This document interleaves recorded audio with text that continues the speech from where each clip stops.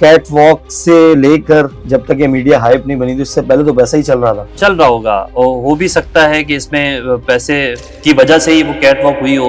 15 साल से मैंने तुम लोगों की अरे आप दोबारा मर के भी पैदा होकर आ गए ना, आप भी लग जाओ लाइन में।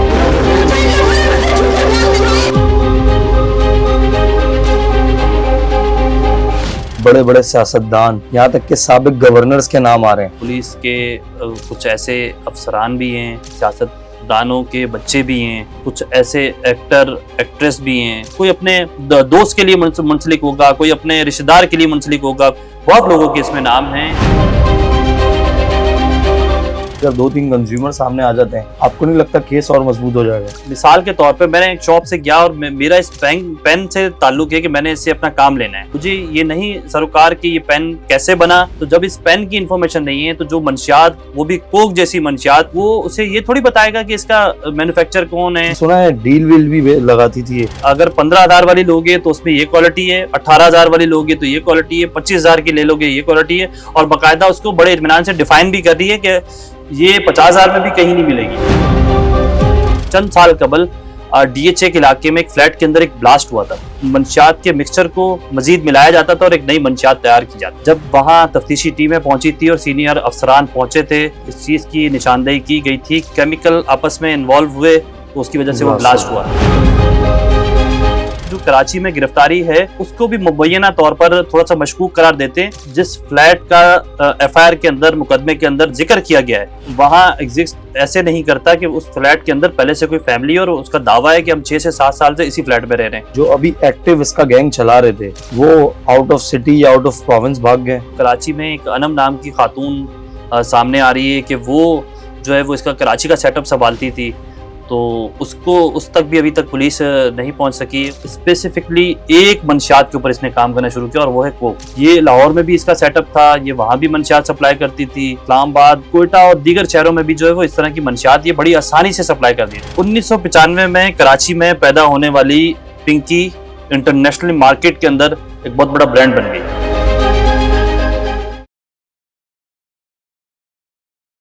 MM पॉडकास्ट के साथ मैं हूं फराज अहमद। नाज़रीन, आज हम बात करेंगे अनमोल उर्फ पिंकी के बारे में, जो कि गिरफ्तार हो गई हैं और उसके बाद बड़े बड़े इंकशाफात हो रहे हैं। मीडिया इंडस्ट्री के लोगों के नाम आ रहे हैं, सियासतदानों के नाम आ रहे हैं, ब्यूरोक्रेट्स की औलादों के नाम आ रहे हैं। ये कौन है, कहाँ से आई, कब से इसने कारोबार शुरू किया, इसके फैमिली मेम्बर्स कौन कौन से इसके साथ इस कारोबार में मुलव्वस हैं। इस टॉपिक पर बात करने के लिए हमारे साथ मौजूद हैं सीनियर क्राइम रिपोर्टर हैं काशिफ मुश्ताक साहब। सर अस्सलाम वालेकुम। सर बहुत बहुत शुक्रिया, आपने टाइम दिया। सर ये फिर एक नया मामला खुल गया है। बिल्कुल एक नया मामला खुल गया और शायद इस मामले को शॉर्टकट में निपटाया भी जा रहा था। गफलत कह लें या जानबूझ के कह लें कि कोर्ट में पेशी हुई, उसके बाद जेल कस्टडी हो गई फ़ौरन से, और शायद ये मामला वहीं वाइंड अप हो जाता। लेकिन जैसे जैसे ये मामला खुला, एक वीडियो आपने देखी, हमने देखी, ज़माने ने देखी, बड़े शाहाना अंदाज में कोर्ट के अंदर एंट्री होती है, मिनरल वाटर की बोतल हाथ में होती है, तमाम तर कार्रवाई होती है और उसके बाद जेल कस्टडी हो जाती है।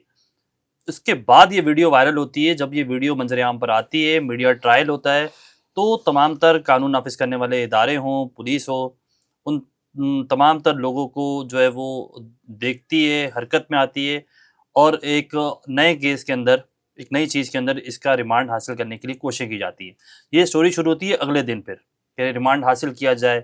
सबसे पहले तो मेरा ख्याल है हम इस पर भी बात करें कि ये पिंकी है कौन और पिंकी इतनी मशहूर हुई कैसे, ब्रांड कैसे बन गई, ब्रांड कैसे बन गई।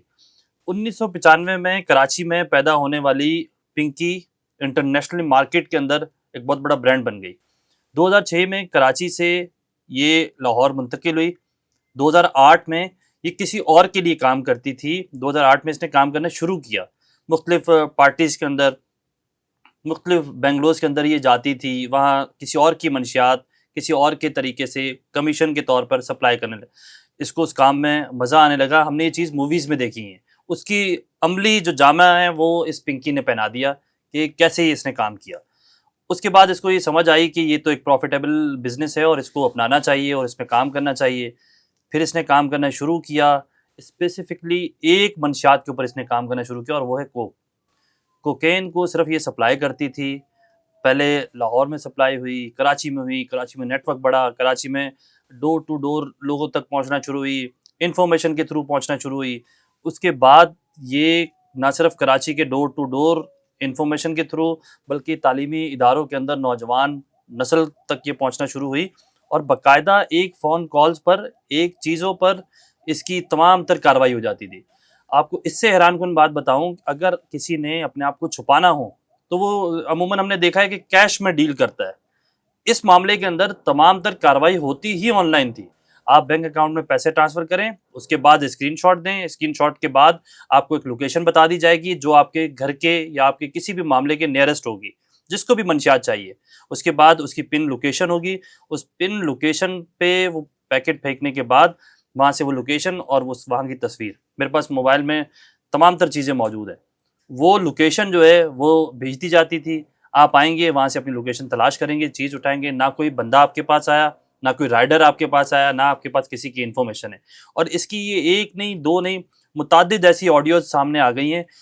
उन ऑडियोज़ के अंदर देख लें, कोर्ट की हेयरिंग के अंदर देख लें, कोर्ट के बाद वापस इसको बगदादी थाने में जब मुंतकिल किया गया वहाँ देख लें, इसकी जो अंदाज़ गुफ्तगू है या इसका जो भी अंदाज़े बयां है, वो इतना नॉर्मल है, इतना आसान है कि जैसे वो कोई गलत काम कर ही नहीं रही, और उससे शायद इस चीज़ का इत्मीनान है कि वो बहुत जल्द दोबारा बाहर आ जाएगी और अपना बिजनेस संभालेगी। एक ऐसी ऑडियो आई भी है जिसमें वो कह रही है कि अगर मुझे कुछ हो गया या मैं पकड़ी गई तो फलां नंबर मेरा जो है वो एक्टिव होगा, फलां बंदा उसमें होगा और वो बंदा जो है आपके साथ डील करता रहेगा, कारोबार चलता रहेगा। कारोबार चलता मैं रहेगा। रहूं या ना रहूं, मैं मेरा रहूं कारोबार। ना रहूं, कारोबार चलता रहेगा। तो सर, क्या वजह है कि इतने साल से काम कर रही है? दूसरी चीज़ ये है कि इसके भाई सुना है गिरफ्तार भी हुए थे। बिल्कुल, इसके फैमिली बैकग्राउंड हमने जब चेक किया तो जो रिकॉर्ड के मुताबिक ये 11 बहन भाई हैं। इसमें 6 जो हैं वो इसके भाई हैं और 4 बहनें हैं। जो 6 भाई हैं उनमें से 3 भाई मुख्तलिफ औक़ात में कराची में मुकदमात उन पर हुए। उसके बाद 2024 में इसका एक भाई उसमें बंद भी हुआ। बंद होने के बाद वो वापस रिहा भी हो गया। ये तमाम तर मामलात हुए, जो मुकदमात हुए। अच्छा, ना सिर्फ इसके भाइयों पे बल्कि इसके अपने ऊपर भी जो मुकदमात हो रहे हैं ना, वो सेम नौइयत के हैं। अमूमन हमने देखा कि अगर आपके ऊपर एक मुकदमा हो, दो, आपको सबसे पहले तो ये बता दूं कि पिंकी के ऊपर इस वक्त मेरे पास 14 मुकदमात की तफसीलात हैं जो कराची में हुए। एक मुकदमा इसके ऊपर लाहौर में हुआ, और जितने मुकदमात हैं आप उन तमाम तर मुकदमात के मतन को पढ़कर देख लें। उसमें जो तफसीलात हैं वो बड़ा ड्रामेटाइज हैं कि आप सड़क से जा रहे थे, रोक लिया गया, उसको देख लिया गया, वहाँ से फरार हो गया। जो लाहौर का मुकदमा इसमें दर्ज है उसका मतन आप पढ़ेंगे, ये एक लग्जरी गाड़ी के अंदर वहाँ से फरार हो जाती है, भाई के साथ इसको रोका जाता है, भाई को गिरफ्तार कर लिया जाता है, गाड़ी से मंशियात बरामद हो जाती है और ये एक गाड़ी के अंदर फरार भी हो जाती है। इसी तरह जो कराची के मुकदमा हैं जो नारकोटिक्स एक्ट के तहत दर्ज किए गए हैं, या फिर कत्ल का एक मुकदमा भी है, और फिर इसके साथ साथ गैर कानूनी असला रखने का भी मुकदमा इस पर दर्ज है। तो ये तमाम तर मुकदमा जो रियल स्टोरी नहीं लगती है। इवन जो कानून नाफिज करने वाले इदारे हैं या पुलिस है, वो तो इसकी जो कराची में गिरफ्तारी है उसको भी मुबैना तौर पर थोड़ा सा मशकूक करार देते हैं। क्योंकि आपने भी एक वीडियो देखी होगी, इब्तदाई तौर पर जिस फ्लैट का एफआईआर के अंदर, मुकदमे के अंदर जिक्र किया गया है, वो फ्लैट वहाँ एग्जिस्ट ऐसे नहीं करता कि उस फ्लैट के अंदर पहले से कोई फैमिली है और उसका दावा है कि हम 6 से 7 साल से इसी फ्लैट में रह रहे हैं। एक तो ये इस चीज़ से भी ये मामला थोड़ा सा मशकूक हुआ। जब उस फैमिली से हमने भी बात की, मैंने भी की, तो पता चला कि वहाँ कोई ऐसी रेड हुई नहीं। पुलिस की जानिब से एक वीडियो जारी की गई, वो वीडियो आपने भी देखी कि उस वीडियो के अंदर बड़े इत्मीनान से डोर बजाया जाता है, वहाँ से अंदर जाया जाता है और वो वेपन लेकर बैठी हुई है और उसके बाद वो देखा जाता है। तो ये तमाम तर चीज़ें बड़ी मशकूक लगती हैं, वीडियो के लिहाज से, गिरफ्तारी के लिहाज से, इसके नेटवर्क के लिहाज से और आगे के लाए अमल के लिहाज से। इसका ये फ़ायदा इसको होगा? यकीनी तौर पर होगा। इसका फ़ायदा इसको ये भी होगा कि जिस मुकदमे में इसको शो किया गया, उस मुकदमे में इसका रिमांड नहीं लिया गया है। एक तो सबसे बड़ी प्रॉब्लम ये है। फिर दूसरा, इन्वेस्टिगेशन, आपको पता है कि इन्वेस्टिगेशन के कराची के हमारे पुलिस के मामलात किस तरह के हैं कि इन्वेस्टिगेशन प्रॉपर हो नहीं पाती है, एक्सपीरियंस लोगों को आगे लाया नहीं जाता है।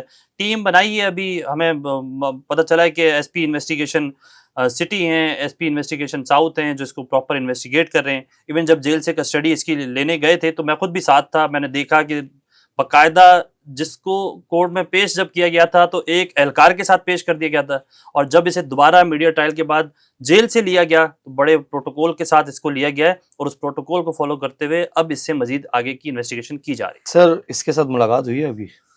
बिल्कुल मेरी मुलाकात हुई है, मैंने इसको जेल में भी देखा, और उसके बाद जब तफ्तीशी इदारे से तफ्तीश कर रहे हैं मुलाकात हुई है, देखा है हमने इसको सुना भी है। और जब ये बगदादी थाने में मुंतकिल हुई थी तो मेरी नज़रों के सामने ये मुंतकिल हुई, और मैंने इसकी बॉडी लैंग्वेज वहाँ भी नोट की गुज़िश्ता रोज़ी कि इसने किस तरह की इसकी बॉडी लैंग्वेज थी और ये कितनी मुतमईन हमें नज़र आती थी। मुतमईन है? अब भी मुतमईन है, मैं तो ये कहूँगा अब भी मुतमईन है। लेकिन अब आपको एक चीज़ बता दूँ कि अब पुलिस भी बड़ी मुतमईन है कि पुलिस को ये लगता है कि वो अब इसको मज़ीद इसका रिमांड भी हासिल करेगी, मज़ीद इसकी चीज़ें भी सामने लाएगी। चूँकि जो DIG साउथ हैं वो इस मामले को अब प्रॉपर तरीके से टेक ओवर कर चुके हैं।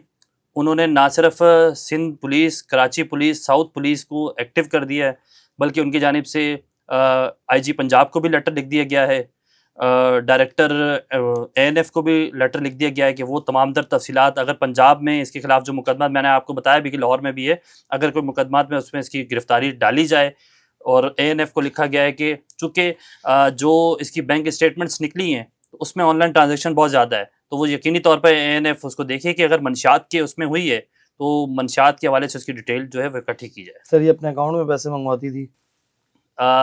आप ये कह सकते हैं कि उस अकाउंट के पीछे यही थी, चूँकि 2 मुख्तलिफ अकाउंट सामने आए और दोनों गुलिस्तान जौहर का भी बताया गुलिस्तान जौहर की एक शॉप का है जो जैज़ कैश और इस तरह की चीज़ें होती हैं, मतलब छोटी मोटी ट्रांजैक्शन के लिए, और एक अकाउंट इसका स्कीम 33 के इलाके में आया है।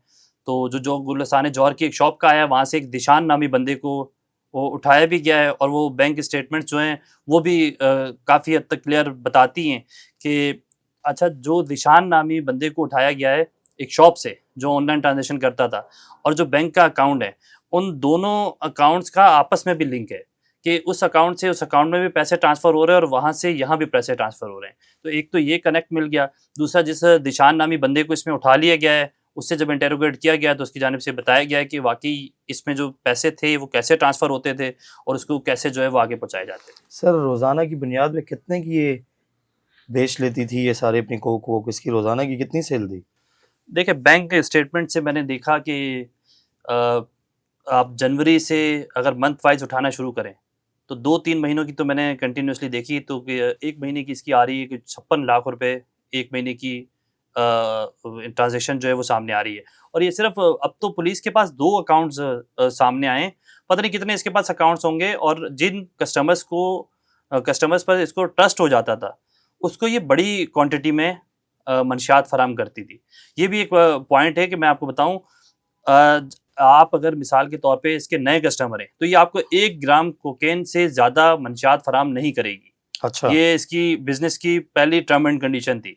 उसके बाद जब आप पे ट्रस्ट हो जाता है फिर ये उसको प्रॉपर, जैसे कि अगर कोई पार्टी अरेंज कर रहा है और पार्टी के लिए उसको बड़ी क्वांटिटी में वो चाहिए मंशियात, तो उसको जो है ये फिर जब राब्ता हो गया और चीज़ें ट्रस्ट डेवलप हो गया तो ये मंशियात आपको प्रॉपर फराहम कर देती। सर सुना है डील वील भी लगाती थी ये अपने बिजनेस में?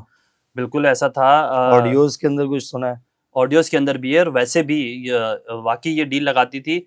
इसने इवन हमने तो इस बिज़नेस को जो इसकी ऑडियो सुनी या फिर अब जो ज़राए हमें ये बताते हैं कि बाकायदा क्वालिटीज़ भी बताती है कि अगर 15,000 वाली लोगे तो उसमें ये क्वालिटी है, 18,000 वाली लोगे तो ये क्वालिटी है, 25,000 की ले लोगे ये क्वालिटी है, और बाकायदा उसको बड़े इत्मीनान से डिफ़ाइन भी कर रही है कि ये 50,000 में भी कहीं नहीं मिलेगी, जो कोक मैं तुम्हें फराहम कर रही हूँ ये 50,000 में भी है। अच्छा, बेसिकली हमें इस चीज़ को भी डिस्कस करना ज़रूरी है कि कोक है क्या? कोकेन एक केमिकल कह लें कि 2 से 3 केमिकल का मिक्सचर को हम कोकेन कहते हैं।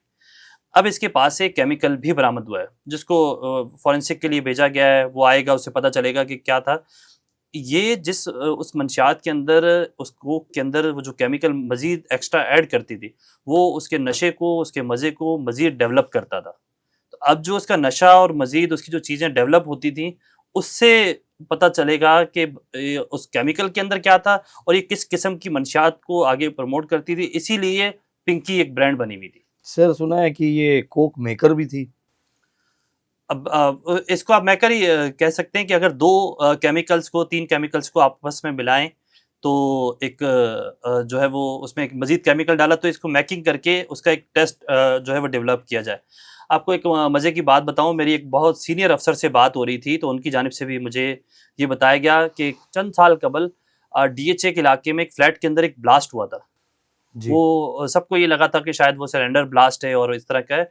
जब वहाँ तफ्तीशी टीमें पहुंची थी और सीनियर अफसरान पहुंचे थे, उनकी जानिब से उस टाइम वहाँ इस चीज़ की निशानदेही की गई थी कि यहाँ कोई मंशियात का ऐसा सेटअप था और वहाँ कोई ऐसी चीज़ें थी जिनसे ये डेवलप हो रहा था कि यहीं पर मंशियात को मिक्स किया जाता था। अच्छा, वहाँ से कोई ऐसे बीकर्स और ऐसी कुछ चीज़ें मिली थी जो लैब के अंदर इस्तेमाल होती हैं, जो जब केमिकल आपस में इन्वॉल्व हुए तो उसकी वजह से वो ब्लास्ट हुआ। तो यकीनी तौर पर बाद में उस पे तस्दीक भी हो गई थी कि यहाँ वाक़ई ही कोई मंशियात का सेटअप था। और सिर्फ वहाँ नहीं, सीनियर अफसर ने एक और ने मुझे ये बताया कि इसी तरह की बल्दिया नेवल कॉलोनी में भी एक रेड हुई थी एक घर में, वहाँ भी मंशियात के मिक्सचर को मज़ीद मिलाया जाता था और एक नई मंशियात तैयार की जाती थी। सर अब आ जाते हैं पुलिस के ऊपर।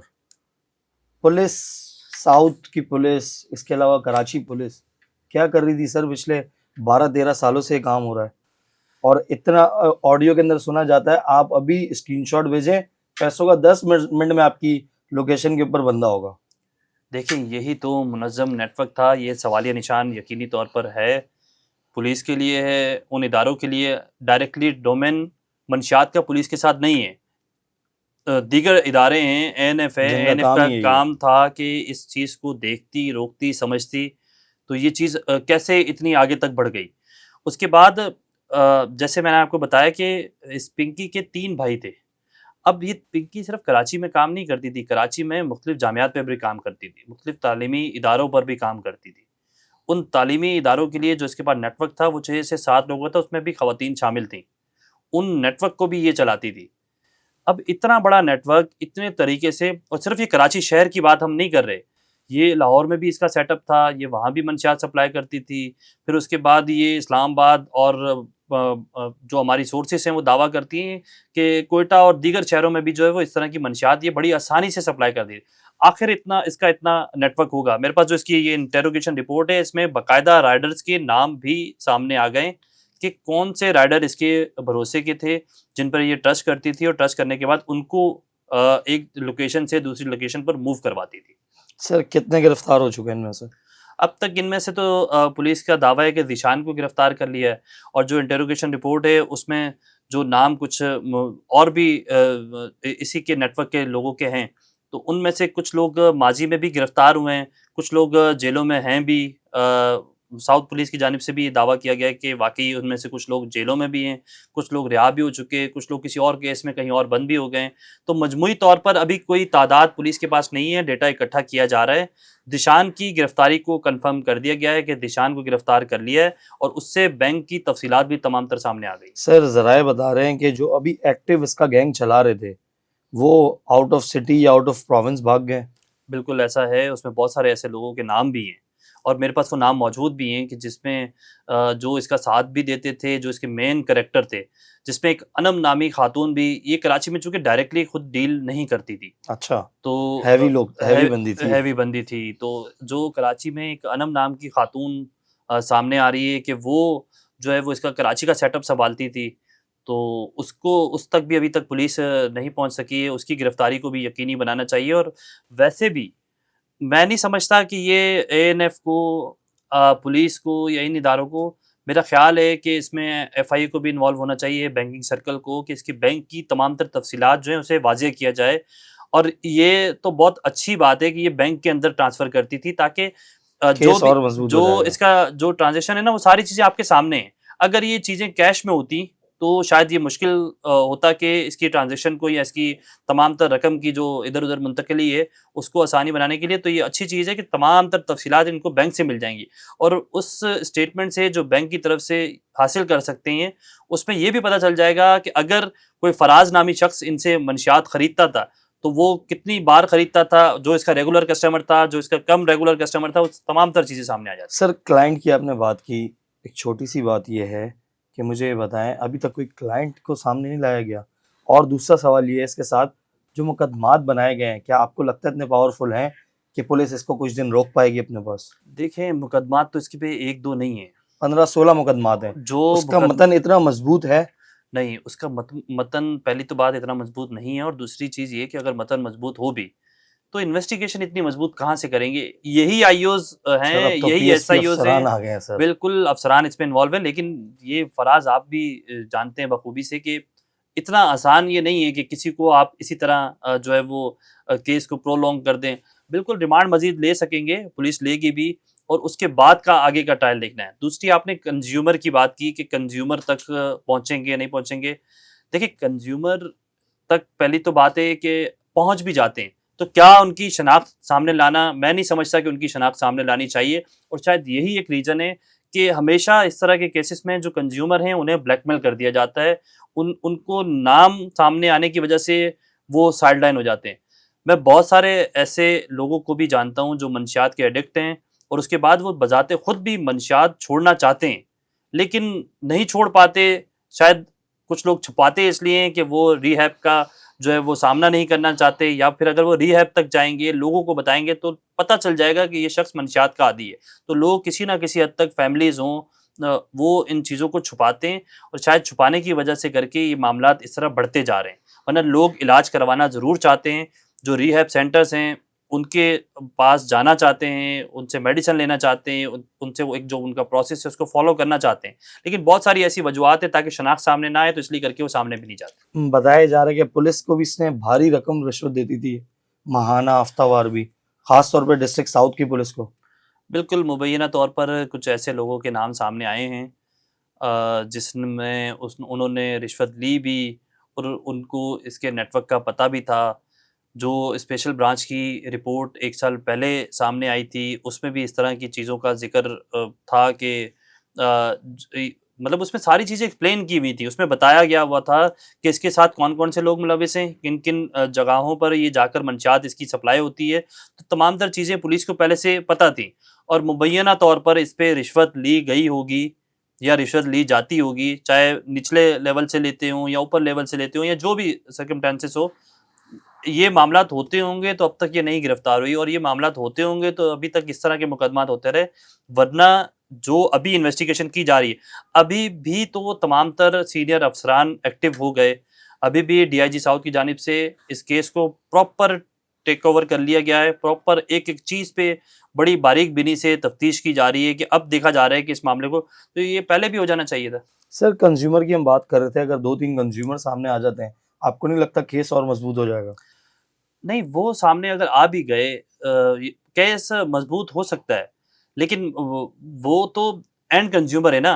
मिसाल के तौर पे मैंने एक शॉप से गया, और मेरा इस पेन से ताल्लुक है कि मैंने इससे अपना काम लेना है, तो मेरा ताल्लुक तो यहीं तक है ना। मुझे ये नहीं सरोकार कि ये पेन कैसे बना, शॉप तक कैसे पहुंचा, शॉप वाले ने इसका कितना प्रॉफिट लिया, मुझे इससे नहीं है, और ना मेरे पास इसकी इन्फॉर्मेशन होगी।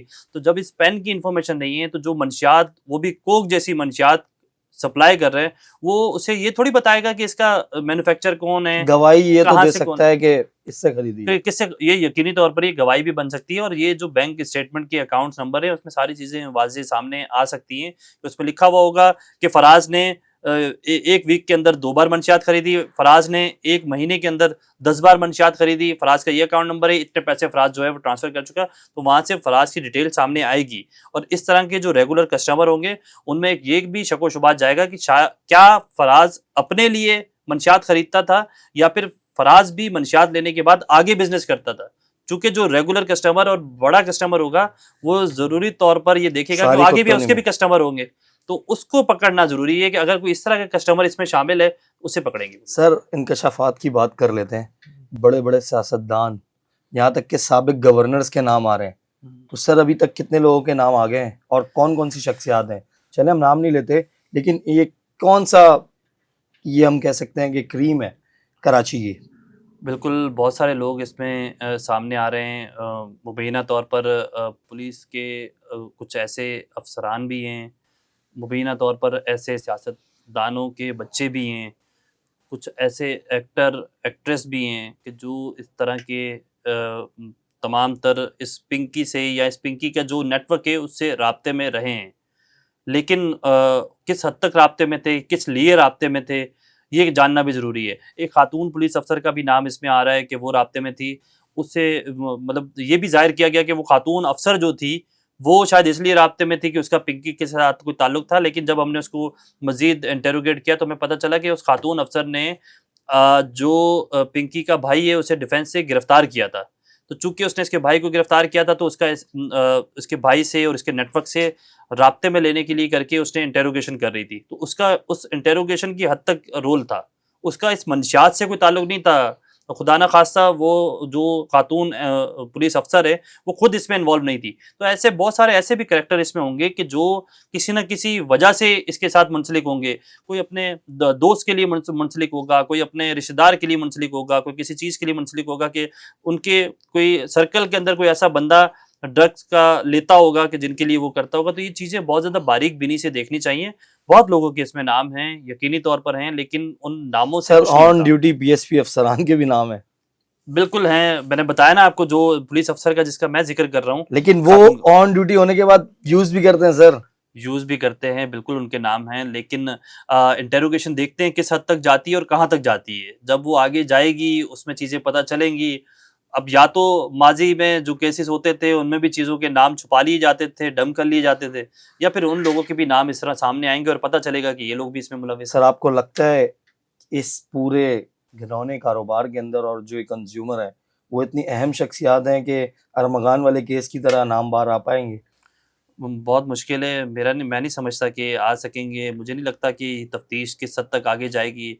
मुझे तो इनिशियली अब ये लग रहा है कि इस केस को मतलब बिगाड़ दिया गया है।